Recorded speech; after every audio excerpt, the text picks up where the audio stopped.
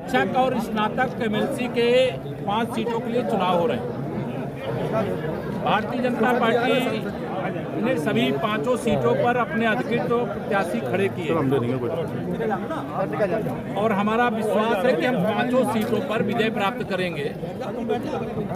गुरजनों का समर्थन और आशीर्वाद, स्नातक जो हमारे सीटें हैं वहां पर पहले से ही हमारे एमएलसी हैं और यहाँ 5 सीटों पे जीत करके भारतीय जनता पार्टी उच्च सदन में अपनी ताकत को बढ़ाने का काम करेगी। आज यहाँ पर शिक्षक एमएलसी को लेकर के हमारे जितने भी प्रधानाचार्यगण, प्रबंधकगण, शिक्षकों की, शिक्षिकाओं की एक बैठक थी और 2446 मत जालौन जनपद के अंदर हैं और सभी ने भरोसा दिलाया है कि यहाँ 100% समर्थन श्री बाबूलाल तिवारी जी जो भारतीय जनता पार्टी के प्रत्याशी उनके पक्ष में, श्री अशोक राठौर जी जो शिक्षक क्षेत्र के चुनाव भी लड़ते थे, राजनीति भी करते थे, आज वो भारतीय जनता पार्टी परिवार का हिस्सा हैं और उन्होंने पूरा समर्थन पार्टी को दिया है।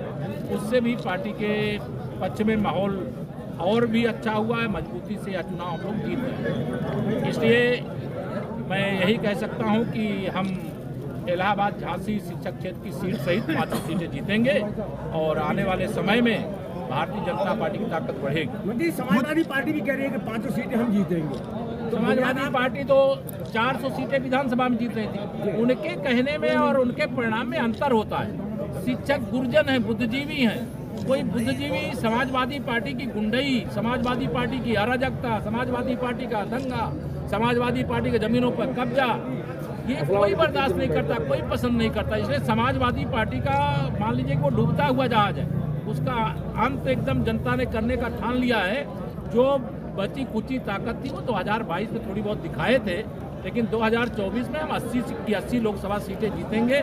तब उनको यह भी पता चल जाएगा कि जनता गुंडई को नहीं स्वीकार करती। या तो वो अपना चरित्र और चोला बदल करके 2024 के बाद कुछ दिखाई देंगे तो सदन में रहेंगे, नहीं कांग्रेस की तरह वो अभी विलुप्त हो जाएंगे। मुलायम सिंह को भारत रत्न की बराबर मांग चल रही है सब। देखिए वो बहुत, मैं क्या कहूँ, नादान किस्म के लोग हैं जो उत्तर प्रदेश के पूर्व मुख्यमंत्री, रामभक्त मुख्यमंत्री, पूर्व राज्यपाल बाबूजी कल्याण सिंह जी को पद्म विभूषण के सम्मान से सम्मानित किया।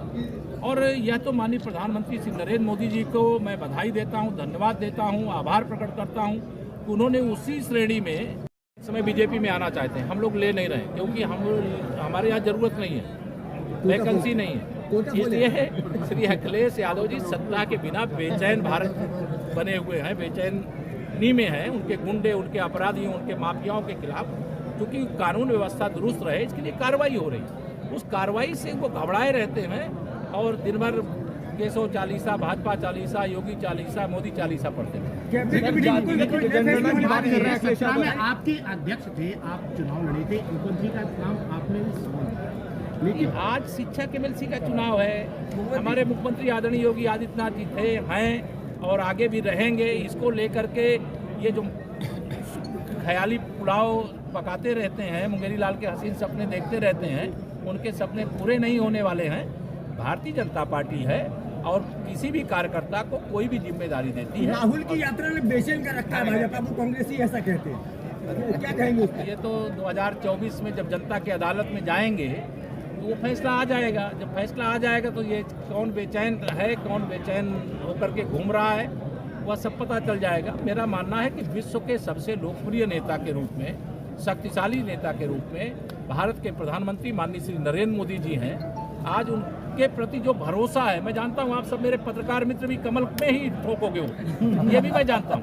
अखिलेश यादव जातिगत जनगणना की बात कर रहे हैं, जातिगत जनगणना की बात कर रहे हैं। अखिलेश यादव जनगणना कराएंगे, 74 साल बीत जाने के बाद, लोकतंत्र के 74 साल बीत जाने के बाद बैकवर्ड की जातिगत जनगणना नहीं हुई अभी तक। जो कोई जरूरत होगी सबसे सरकार पहले करेगी। सवाल भारतीय जनता पार्टी ने संसद में और विधानसभा में उठाया।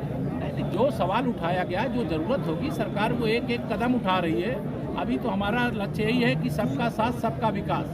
उसमें गरीब है और वह किसी जाति का है, किसी समुदाय का है, अगर उसके जीवन में संकट है उसको दूर करेंगे। ये तो राजनीतिक बयानबाजी है जी। कभी जिन्होंने, आप बताइए, सपा बसपा कांग्रेस वालों से मिल करके केंद्र में सरकार थी 10 साल मनमोहन सिंह जी के नेतृत्व में, क्या किया इन्होंने? आज सवाल उठाते हैं। आज 3.5 करोड़ गरीबों को पक्के मकान बन गए। अकेले उत्तर प्रदेश में करोड़ों गरीबों घर में शौचालय बन गए। जो घर अंधेरे में थे उनके घर में बिजली लग गई। जिस गांव में आने जाने की सुविधा नहीं थी वहाँ सड़क बन गई। आपके यहाँ बुंदेलखंड एक्सप्रेस वे बन गया, डिफेंस कॉरिडोर बन गया। चुनावी सबसे बड़ा मुद्दा उठता है जाति का जनगणना। नहीं, वो कोई मुद्दा नहीं। बाबा ने कहा कि मुख्यमंत्री से मिलने के लिए अप्रोच कराया कि मुख्यमंत्री से मिलेंगे। नहीं, मिलने के लिए मुख्यमंत्री जी तो वो भी सन्यासी हैं और वह भी एक बड़े कथाकार है बागेश्वर सरकार जो है। चमत्कार वाली बात आ रही है, अंधविश्वास वाली बात जो आ रही है, इसको लेकर के मुख्यमंत्री जी नहीं, ये भी मैं मानता हूँ कि जो साधना करेगा, आप भी साधना करोगे, आप भी कोई, मैं क्या कहूँ, नादान किस्म के लोग हैं जो उत्तर प्रदेश के पूर्व मुख्यमंत्री, रामभक्त मुख्यमंत्री, पूर्व राज्यपाल बाबूजी कल्याण सिंह जी को पद्म विभूषण के सम्मान से सम्मानित किया।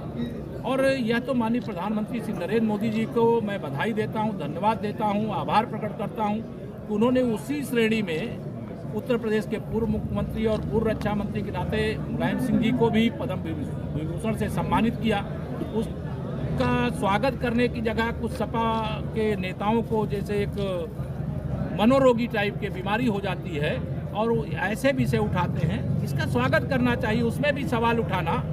भारतीय जनता पार्टी है, न तो एक परिवार और एक जाति और एक क्षेत्र के लोग होते थे।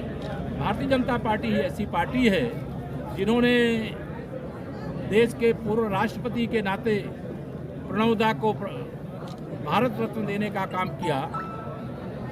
एस.एम. कृष्णा जी जो कांग्रेस के मुख्यमंत्री कर्नाटक से थे, उनको भी पद्म विभूषण से सम्मानित करने का काम किया। ये छोटी सोच है, इस प्रकार की बातें कहीं स्थान नहीं रखती। मैं यह मानता हूँ कि माननीय प्रधानमंत्री जी ने, केंद्र सरकार ने यह निर्णय लेकर के बहुत ही अच्छा कार्य किया है और मैं स्वागत करता हूँ। और जो लोग इस पर सवाल उठाते हैं उनको इससे बाज आना चाहिए। ये सम्मान है, राष्ट्र के द्वारा दिया गया